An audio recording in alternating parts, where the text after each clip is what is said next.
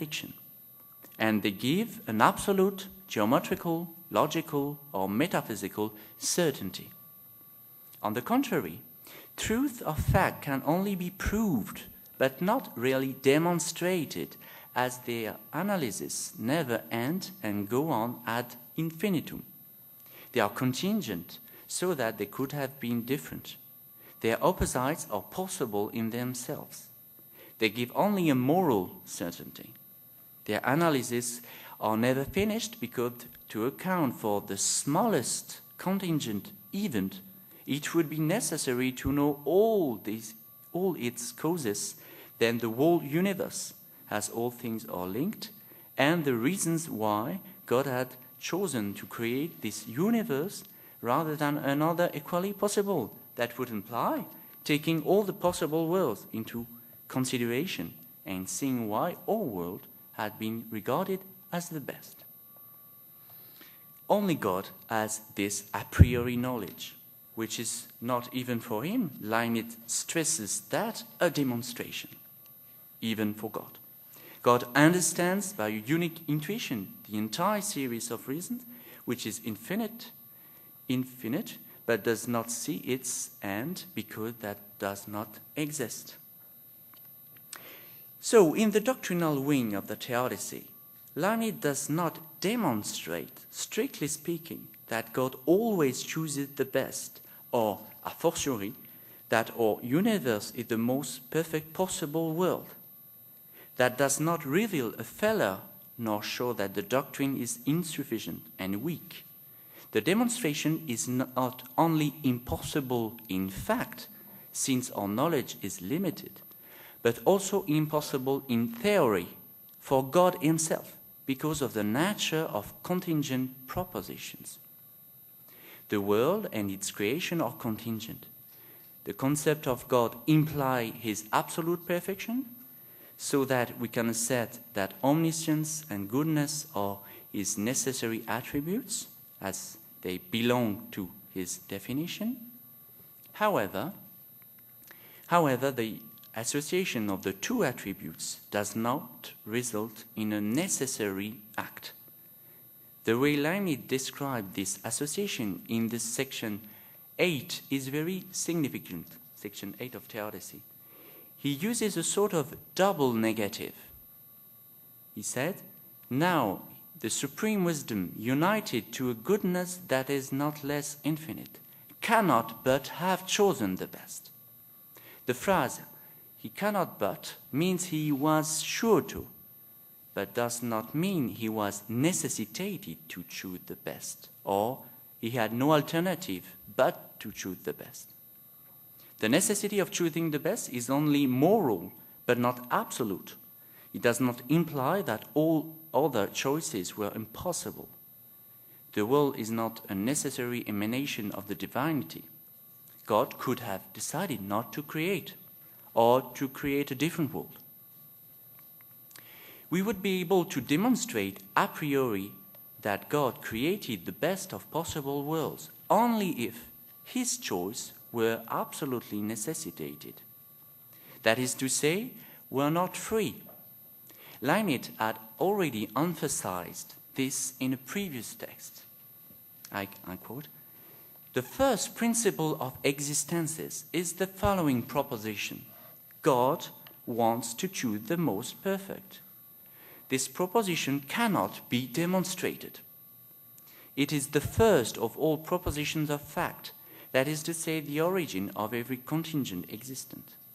It is exactly the same to say that God is free, and that this proposition is an indemonstrable principle, because if we could account for this first divine decree, for that reason, God would not have freely decided on it.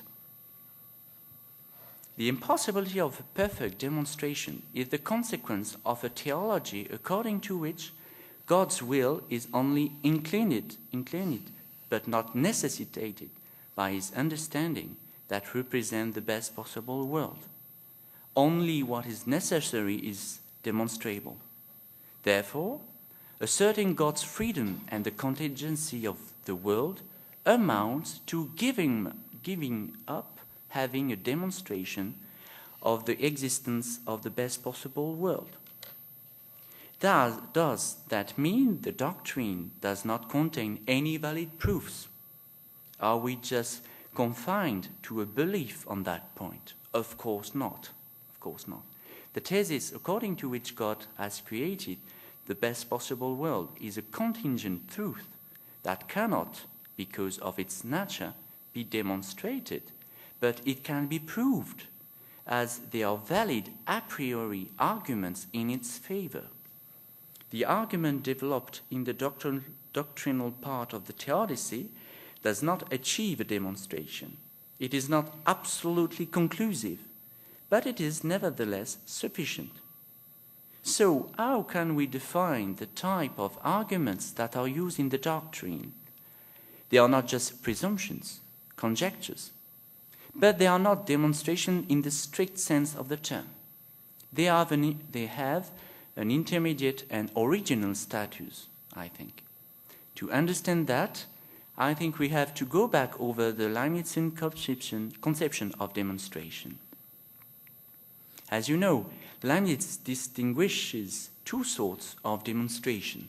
First, what he calls demonstration of necessity, which concern truth of reason, and which are demonstration in the strict sense of the term.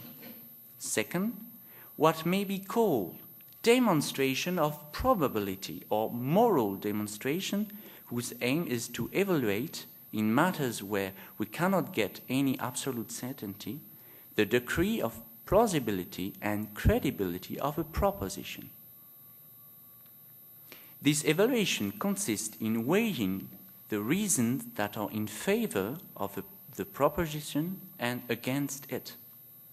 In a practical issue, that means gathering all the facts and circumstances we can collect in order to make up our mind and to adopt the best course. This second sort of demonstration is not absolutely conclusive and may be considered a weaker form of reasoning. A weaker form of reasoning, but really fruitful and useful in the practical field. A demonstration of probability is made from the concourse of several proofs and evidence, experiences, appearances, presumptions, generalizations from fact, etc. Evidences that converge towards the highest degree of certainty. So, two sorts of demonstration. The a priori arguments in favor of the divine choice of the best possible world represent, I think, a specific demonstration which is intermediate between the demonstration of necessity and the demonstration of probability or mere probability. A feature that this specific demonstration has in common with the demonstration of probability is that it concerns the domain of the truth of fact. However, it has to do with the highest degree of probability, what Leibniz called the infinite probability or moral certainty, in contrast with the metaphysical certainty that is peculiar to the demonstration of necessity. The existence of the best possible world is not a mere supposition, nor an hypothesis, nor a presumption. It is morally certain. That is to say, I quote, incomparably more probable than the opposite. Leibniz speaks about an infallible certainty rather than a moral certainty, because this certainty is based on an exclusively a priori proof. That's the difference with the others. Whereas the expression moral certainty is usually applied by Leibniz to inferences based on experience, authority, and testimonies. The a priori arguments in favor of the divine choice of the best possible world also have features in common with the demonstration of necessity, insofar as they are based on a certain sort of necessity, the moral necessity, that is a kind of internal obligation. God does the best always and infallibly, not because he could not do otherwise, but because he must do the best and cannot do what is not, in accordance with his perfection and his justice. Creating another world, other than the best possible world, would not have been logically but morally impossible. It would not have implied contradiction but imperfection. I conclude. Leibniz defines his theodicy as a kind of near science because of its refutative and defensive part, and because it does not contain any demonstration of necessity as a true science demands. The two following propositions, that God always chooses the best, and that the world is the best possible world, are proved by reason, founded a priori, but contingent. They are infallibly but not absolutely certain. This limitation of the doctrine is the inevitable compensation of God's liberty and of the contingency of the world. At the theoretical level, the theodicy has reached its aim since it has proved that the existence of evil is compatible with the goodness and the holiness of God. It is named the doctrine of divine justice rather than a science. We must keep in mind the sense of the word doctrine. In Latin, as you know, it means a knowledge that can be taught. Doctrina comes from doceo, which means teaching and educating. A doctrine is a set of propositions and truths that can be learned and whose aim is the edification of man, as the preface of the Theodicy says. Its end is moral and religious, as it is intended to inspire true love of God and enlightened love based on the true knowledge of his perfect attributes. Do we have finally to consider, as Kant did, that the theodicy is more a matter of faith than a matter of science? Leibniz's theodicy is a rational attempt to prove that God cannot but have chosen to create the best possible world. This rationally founded assertion has two limits. First, it is not strictly speaking a demonstration.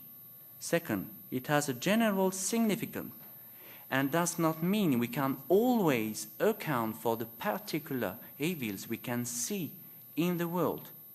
Considering a particular evil, we can argue that it must have been permitted by God for good reason, but we must admit our ignorance concerning these reasons. The justification of God remains metaphysical and general. It does not and not have to go into detail. It gives an explication of the permission of evil, but does not pretend to explain every particular evil. Leibniz deliberately maintains, I think, the gap between the rational level of the a priori explication and the way we must interpret the evils we experience a posteriori. He asserts that detail is beyond us. Detail is beyond us, so that he refuses to show insofar as such or such evil is part of the best possible plan. Despite its theoretical limits and its incompleteness, the doctrine gives sufficient arguments in favor of divine justice and the global perfection of our world. For Leibniz, those arguments are enough to inspire rational belief and hope in spite of the misfortunes and pains we suffer on earth. For if we were capable of understanding the universal harmony, we should see that what we are tempted to find fault with is connected to the plan most worthy of being chosen. In a word, we should see and should not believe only that what God has done is the best. Leibniz's theodicy leads to faith, but to faith that we must regard in the total continuity of reason as the expectation of more reason, the expectation of a progressive understanding of God's reason which would allow us to fathom the infinite